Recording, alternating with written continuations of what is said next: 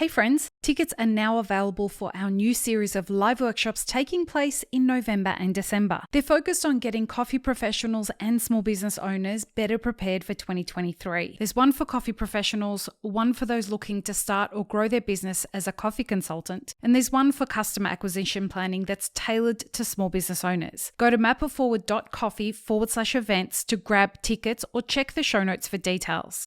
Welcome to the Daily Coffee Pro by Map It Forward, friends. I'm your host, Lee Safar, and we are joined for episode 2 out of 5 by Nolan Hirte from Proud Marys. Nolan, we're talking about the journey of the entrepreneur and how business is going to teach you everything you never wanted to know about yourself. We both went off and did some shit in America after having been here in Australia. And the whole journey was kind of wild for both of us in similar ways and in different ways. Today I want to talk about what could go wrong in the journey of the entrepreneur. For you, what were the things that went wrong? And I suspect this is probably going to be the next couple of episodes we're going to talk about this stuff. But what didn't go the way that you planned? I mean, so much didn't go the way that I planned. But I would say that that was fairly consistent along the way. And actually, I did a lot of learning in the things that went wrong. Yeah. And I mean, in the beginning, it was little things that would go wrong. And I had spent a lot of money and time on just trying out something that I hadn't seen before. I don't know if this will work. Let's just try it out. Whoops, that didn't work. Just blew a ton of cash on that. It's okay. That doesn't work. This is the way. And so finding a path, I think, is, for me, was like a big part of being bold enough, to step out into the unknown. And I definitely did that. And I mean, referring to moving to the States, it was a pretty ballsy move, risky move, very crazy. I was well aware of how crazy it was, but I was also well aware of how much of a stroke of genius that could be if I could land it, because I felt somewhat trapped in Australia. I felt somewhat lost amongst the noise, particularly in Melbourne. There was there's always been so much growth in the coffee sector and so much innovation. And I felt like, kind of, what a shame that it's not really, not everyone gets to, I don't know, you can get a little bit lost maybe. There was it's a small lot of market noise that's in that saturated. space. Right.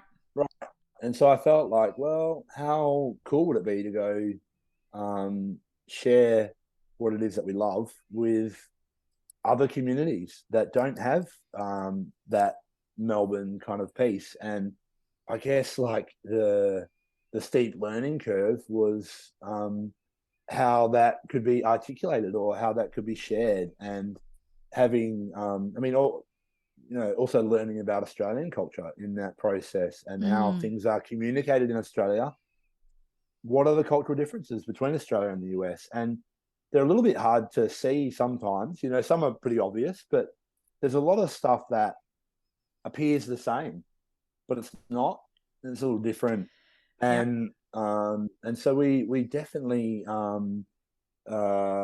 initially, like, really, it was a very offensive article that came out by Broadsheet initially, and actually the way I would see it was, it wasn't offensive in Australia, because that was the Australian culture of look how freaking good I am and I'm doing this. That's how we tend to talk about ourselves. We back ourselves a lot in Australia, but it got taken somewhat out of context and spun around on me and presented in a different way again by another publication in the US. and kind of hung us out to dry. I mean, honestly, it was like a public shaming. And I've always had this opinion of like, you know what, I don't need to worry too much about all this noise. I just need to go out and do good. And if I can go out and do good and keep doing something genuine, real, I'll be okay, because good always comes to the surface. So even when it kind of hit the fan, I was like, well, it's okay.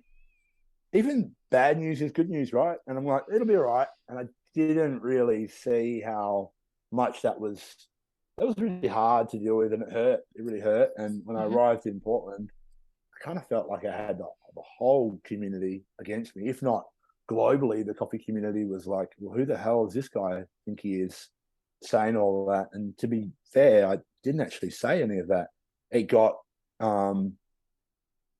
spun around to get hits and get likes. And it's amazing how it's more fun to watch a house burn down than it is to watch someone build a house.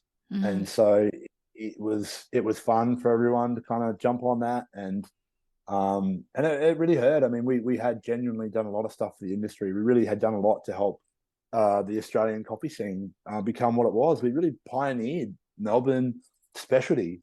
We were right there. It was like really three of us back in those days. And we did it with an open door for everyone, again, to how can we help this community grow? And I'm all for the community and want to see others benefit. That was the whole purpose, right? It was like, how can we change people's perspectives so that we can make it work for these people that are busting their ass in coffee and not really getting rewarded? And that is still true. That is still like absolutely the most important bit right now, is letting it trickle down and sharing and challenging what the price of coffee is worth. So some big steep learnings for me moving to the States, getting kind of some really tough stuff thrown at us. But I knew also that I couldn't win it by just throwing mud back, but I had to win it by walking the walk and showing up. And the fit out in Portland, if you're wondering why the fit out looks so good in Portland, because I busted my ass so hard to prove to the world that I was worth it. And all of the shame that I was feeling and not being good enough, I tried to show the world that I am actually good enough. And that's crazy. That's like toxic, right? I've grown up with this idea of I need to prove my worth. I need to show you that I'm a good person, because I'm not comfortable in my own skin that I'm good enough. And I've had to come to a reckoning to deal with that. And really some of the shit along the way, and as you were saying, like stuff you don't want to know, man, I'm glad that I know that stuff. I'm glad that I know who I am. I'm glad that all the warts, all the shadow is integrated. And here I am, all of me. And I'm not going to pretend to be something else for you, because there's no freaking point. What you get's what you see. And so that's been great. And it has been cathartic, and it has been kind of like a really beautiful thing, but it fucking hurt along the way. Yeah. It is the warrior's journey, right? It is an absolute warrior's journey. And I am a warrior. So like I managed to stay through it. But there's been plenty of times where it was like, man, why am I here taking this on? Like, well, that's not what I'm wanting to.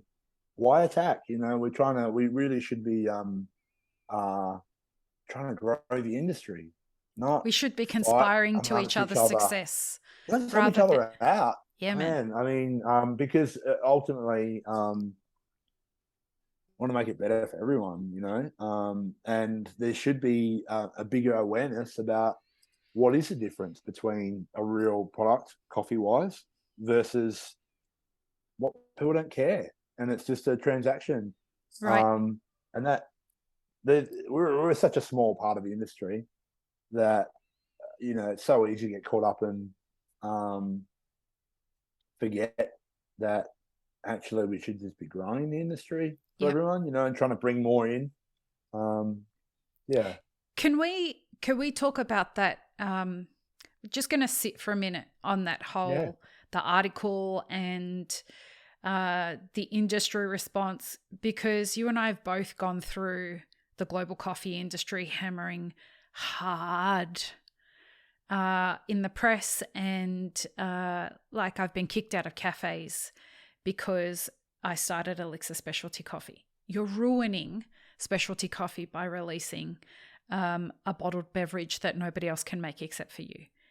And the media writes horrible shit about you, and then people turn on you, and people send you death threats, and people tell you that, I'm going to find you and rape you and then take photos, and like all this horrible shit gets said. Did that actually get said? Yeah, in an email. I'm sorry, Lee. Well, it is what it is. That's a horrible thing for anyone to say. No, but can we just acknowledge a couple of things? I'd love to acknowledge that the shit that I copped on the chin, you also copped on the chin too, right? And from me. And then when we met in Melbourne, you were like, hey, I took the fucking brunt of your shit. And I had to stop and be like, whoa, hang on. No. I took the brunt of my shit. And actually, it wasn't really it wasn't me saying that. And it's horrible that we can kind of like, you know what it is? Look, misunderstood. Being misunderstood. When someone misunderstands you, it's such a horrible feeling, because that is not my intention, No. And we had a really nice moment where we got to have a hug it out, and we did. It was really great. Yeah. And the thing is, like, I think we both just went over to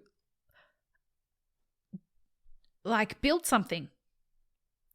We weren't going to destroy anything. We weren't going to prove anything to anybody. My endeavors in entrepreneurship are about, like, I just want to build shit. I want to, push the narrative of what coffee is. I want to kind of find ways for us to express new products and see what this thing that we call coffee actually is.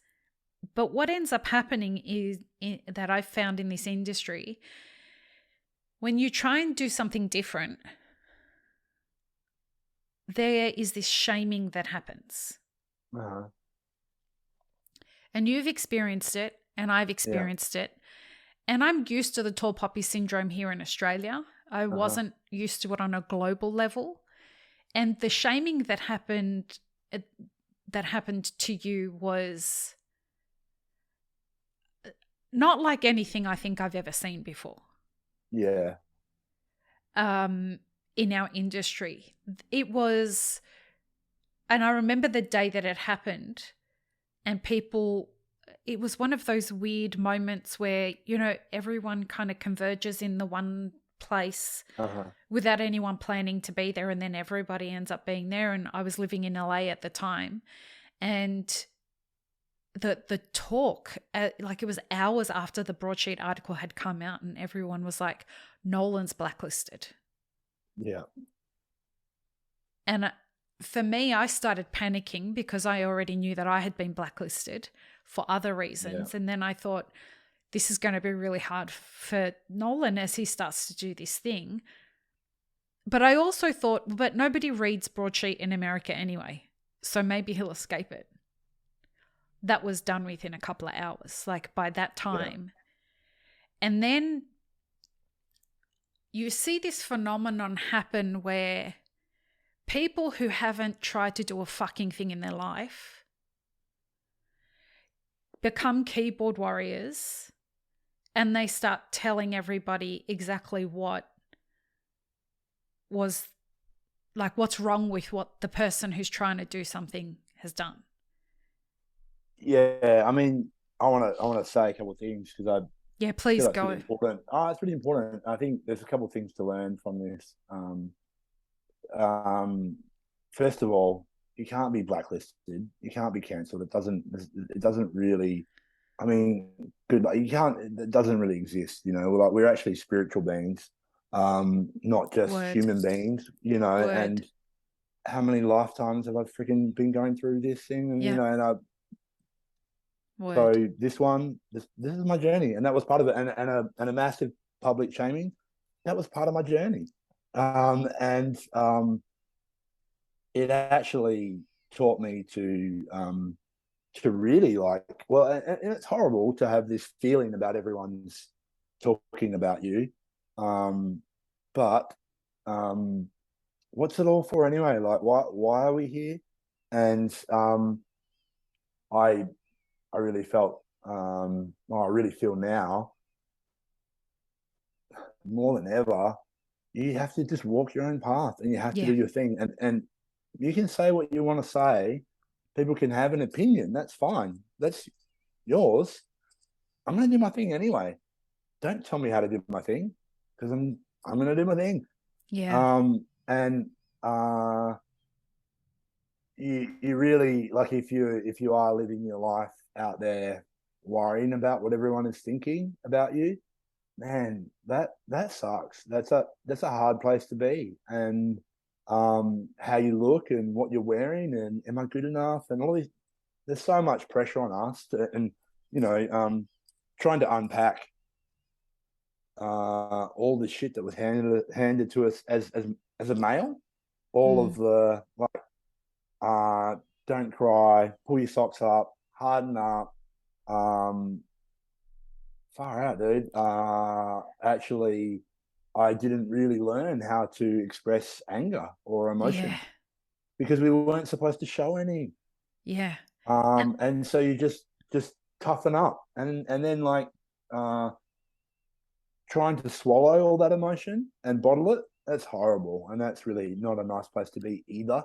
And so that tends to lead to addiction, right? That's yeah. where addiction comes from Yeah. rather than um, being comfortable to sit in your own skin.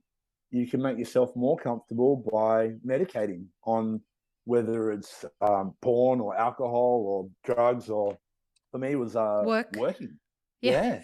Yeah, Me too. and then yeah, and like you said, there's even shaming around not working hard enough, and so Yeah. it's a lot. Hustle We've culture. created this culture that so busy, and we should be celebrating that. And actually, you know what? I actually think it should slow down, and I really think we should try and be present. And I think actually doing less Mm. is actually going to allow us to do more.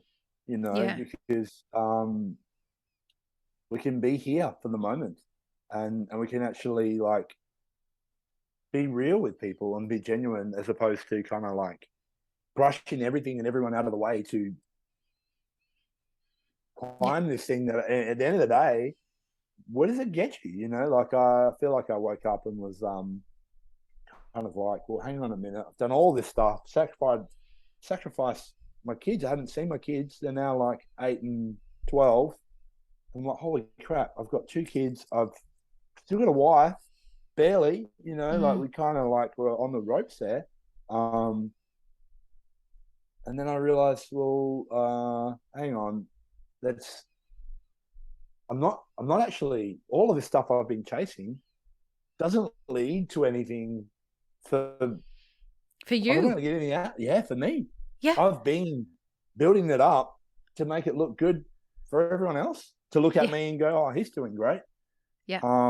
And what I've realized in that was that life actually is a song or a musical or a dance.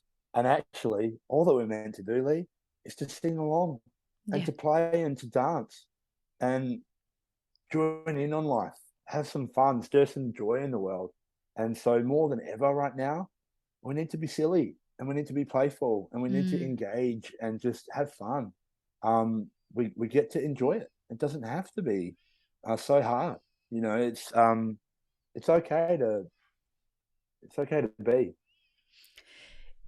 Mikey Eggett, my favorite chef in the world from Pinbone, he came on the podcast and we had a conversation about this a couple of years ago, actually during the pandemic. And we were talking about the entrepreneur's journey and like how hard it is. And we were talking about how you don't get an infinite number of hard things you can do. There is a finite number of hard things that you can do before you like hit a wall and you say, it's just not worth it anymore. Mm. I can't do the hustle the same way that I used to do it.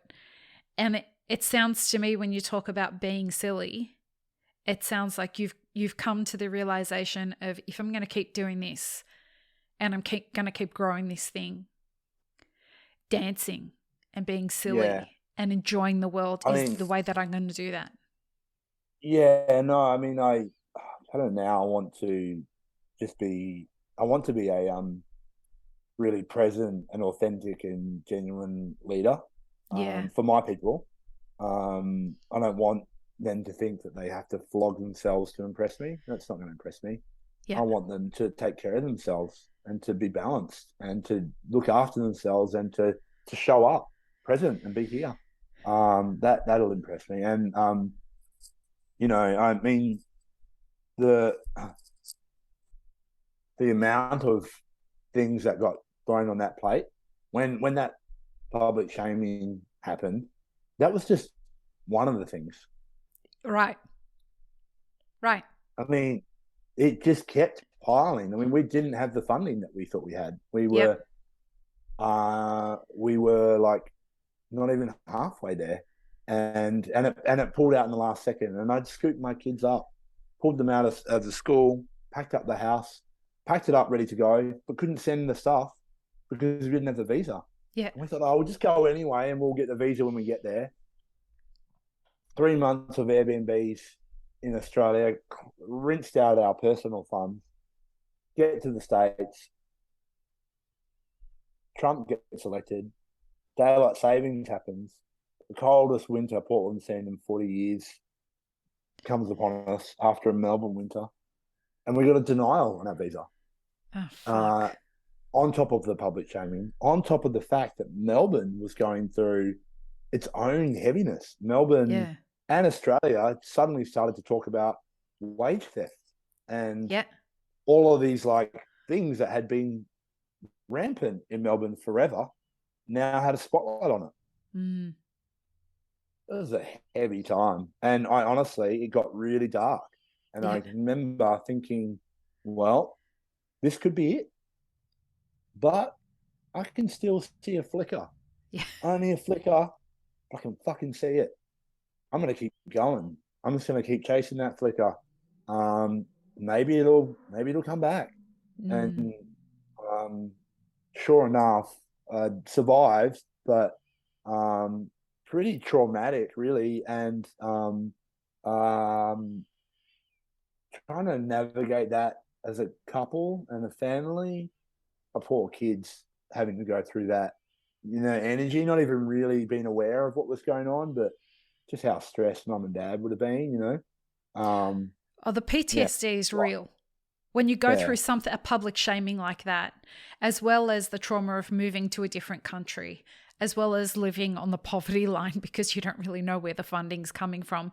And for you for you and your wife to have to carry your children through that and reassure them during formative years of their life that everything is somehow going to be okay through this, while also in the back of your mind thinking, what the fuck have I done?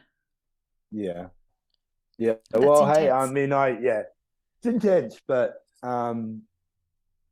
I did always have an immense amount of courage to just back myself and grit. Go anyway. And for sure. It was like, you know what? I'm just going to make it work. Yeah. I know this is tough, but we're going to make it work. Yeah. In the next episode, we're going to talk about that, making it work, because people underestimate what's required when you are going through this journey of like actually what you have to do to make this shit work. There are a lot of people who get into the coffee game thinking like, well, how hard can it be? Look how many cafes there are. Look how many coffee roasters there are.